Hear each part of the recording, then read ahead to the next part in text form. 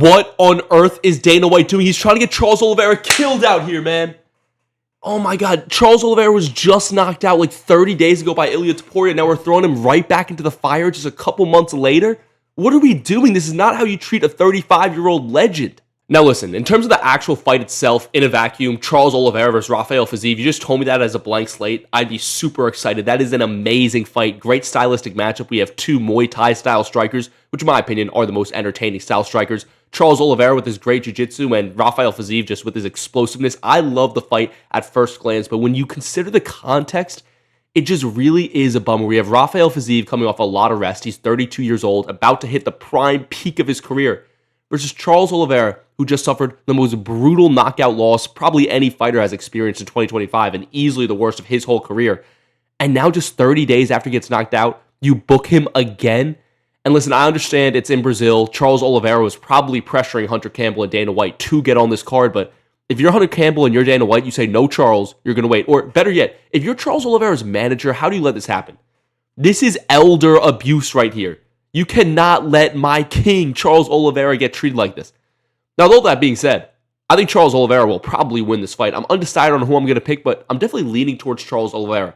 A fully recovered Charles Oliveira, who is in the same form he was going into the Topuria fight, should beat Rafael Fiziev. We just saw Rafael Fiziev get a decent win over Ignacio Bahamondes, but it was a close decision. Then before that, he was losing to Justin Gaethje, and we all know how Charles Oliveira did Justin Gaethje, and I'm pretty sure we all agree Charles Oliveira would beat Ignacio Bahamondes. But it also just gets me thinking, what is the UFC's plan for the lightweight division? Because we have Ilia Topuria as the champion right now. Are we doing Paddy versus Justin? Because who is the number one contender right now? Because we all know it should be Arman Tsarukyan, that's a given.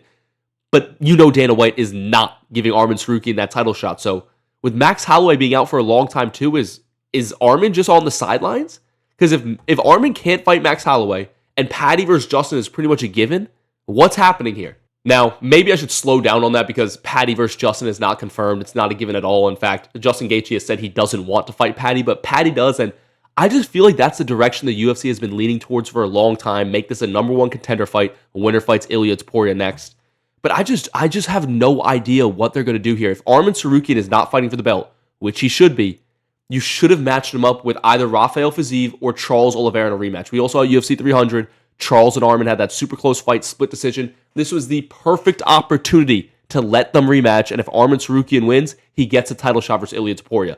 In the meantime, Ilia Topuria either goes up and fights Islam Makhachev or he just waits it out. I don't know what Ilia is doing. I don't know if he wants to wait. I don't know if he wants to be active. If he wants to fight, just throw him Justin Gaethje, throw him Paddy Pimblett, whatever. Let him get another title defense. Add some excitement to our lives, but I just don't like the direction that the lightweight division is going right now because Justin Gaethje is holding out. He says he wants a title shot. Arman Tsarukyan also thinks he deserves a title shot, which he does, but he hasn't fought in so long. It's hard to give it to him, and you know Dana White won't because he missed weight, got hurt, whatever you want to say. So Dana White's not going to give him that shot. And Paddy Pimblett, you can't give him a title shot off a Michael Chandler win, right? I mean, I know guys have got that in the past. Charles Oliveira got that, but this is a different situation. Michael Chandler has proven time and time again he is not championship quality. He's top 10, top 15 quality. But back in the day when Oliveira beat him, we were like, oh, wow, that's a huge win. But now that we know more about Michael Chandler, it's not as impressive. I just don't know what the plan is for this division. It seems like there was a lack of foresight, and they were just like, we have to get Charles Oliveira on the Brazil card at all costs, which I am a huge proponent of. I've said it in the past, and I will keep on saying it. We need more fighters fighting in their home countries. Ilia Topuria needs to fight in Spain. Alex Pereira needs to fight in Brazil. Marab and Topuria should fight in Georgia as well. Just any country who has a fighter that's on the up and coming should get that fighter to fight there. Think about Conor McGregor in Ireland. Awesome. You know what I mean? We need more of that. But with that being said, not at the cost of the career of one of our greatest fighters of all time and probably the most beloved fighter in the UFC right now, Charles Oliveira. If Rafael Fiziev knocks out Charles Oliveira brutally out cold, which is a very realistic possibility, I will never forgive Dana White. If Fiziev knocks out Charles Oliveira, I will never forgive Dana White. I will never forgive Hunter Campbell. This will be something I will hold against the UFC and their matchmakers for the rest of my life.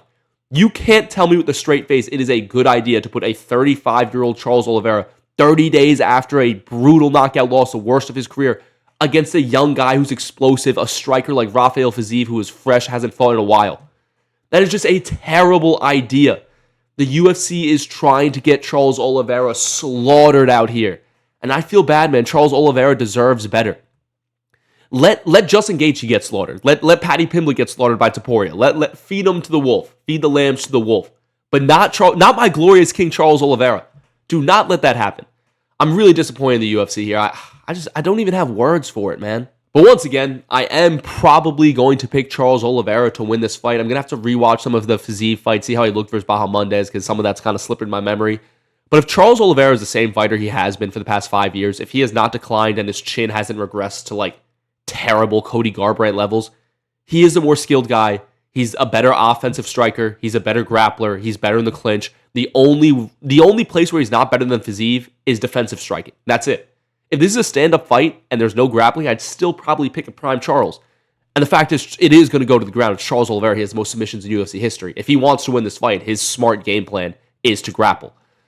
But because of the circumstance, I just can't be confident in Charles winning, and it will be heartbreaking if he gets knocked out again. I don't know if I could stand that. So Dana White, Hunter Campbell, UFC matchmakers, you are on thin ice, because if Charles Oliveira gets knocked out by Rafael Fiziev, we're going to have issues. I might have to do something about it.